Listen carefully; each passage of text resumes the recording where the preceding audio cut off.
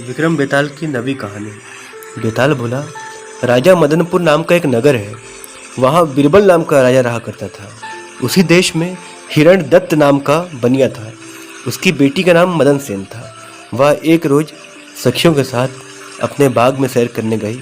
इत्तेफाक उसके आने से पहले धर्मदत्त सेठ का बेटा सोमदत्त हवाखोरी करता हुआ उस बाड़ी में आ पहुंचा और उसे देख मोहित हो गया।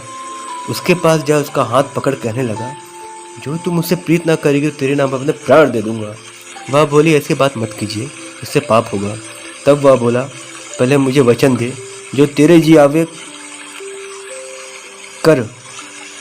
वह बोली, 5वें दिन मेरी शादी होगी तो पहले मैं तुझसे मिल जाऊं, पीछे अपने मर्द के पास रहूंगी। यह वचन दे अपने घर को गई।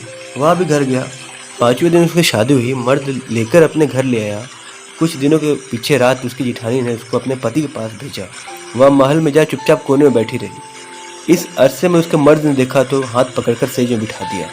उसने चाहा कि गले लगाऊं, उसको हाथ से झिड़क दिया और जो साहूकार बच्चे से कॉल कराकर हुआ सो सब बयान किया। तब यह सुनते ही उसने कहा, तू उसके पास जाना चाहती है तो जा। वह अपने स्वामी की आज्ञा पाकर सेठ के स्थान को चली। राह में चोर ने उसे देख खुश हो उसके पास आकर कहा, आधी रात के वक्त अंधेरे में ऐसे आभूषण पहनने के लिए कहाँ जाती है रे? वह बोली, जिस जगह मेरा प्रीतम बसता है वहाँ जाती हूँ। यह सुन चोर ने कहा कि यहाँ मेरे सहायक कौन है? तेरे सहायक कौन है?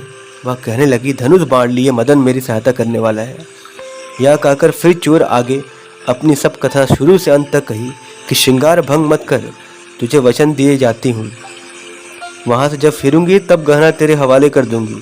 तब सुन चोर ने दिल में कहा, गहना देने का यह वचन दिए जा रही है, फिर क्यों श्रृंगार भंग करूँ? यह सोच उसे छोड़ दिया। आप वहीं बैठा रहा। यह वहाँ गई।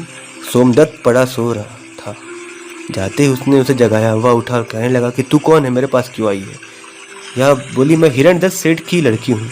तुझे याद नहीं, जब उपवन में तूने मेरा जबरदस्ती हाथ पकड़ा, मेरा प्रेम मांगा था और मैं वचन दे गई थी, सो आई हूँ, जो तेरी जी मावे कर। फिर उसने पूछा कि यह हाल तूने अपने पति से कही या नहीं कही? वह बोली, मैंने तमाम हाल बताया और उसने मुझे तेरे पास विदा किया है। सोमदत्त बोला, मैं पराई नारी से इश्क नहीं रखता। यह सुन के वह उल्टी अपने घर को चली गई। राह में उस चोर से भेंट हुई। उसके आगे सब हाल कहा। चोर ने मन में सबासे देख उसे छोड़ दिया। वह यह अपने पति के पास आई, सब बातें कह दिया। इतनी कथा क्या है? बेताल बोला, राजा, इन तीनों में से किसका सत अधिक हुआ? बेताल ने कहा, किस तरह से? राजा ने कहा, पुरुष पर उसकी इच्छा देर स्वामी ने छोड़ा, राजा के डर को मान सोमदत्त ने छोड़ा, और चोर के छोड़ने का कुछ कारण था न था, इसमें चोर ही प्रधान हुआ ना। यह बात सुन बेताल फिर उसी पेड़ पर जा लटका। राजा वहां वापस गया और फिर से उसे पेड़ से उतार कर बांध कर कंधे पे फिर आगे बढ़ चला। 10वीं कहानी शीघ्र है।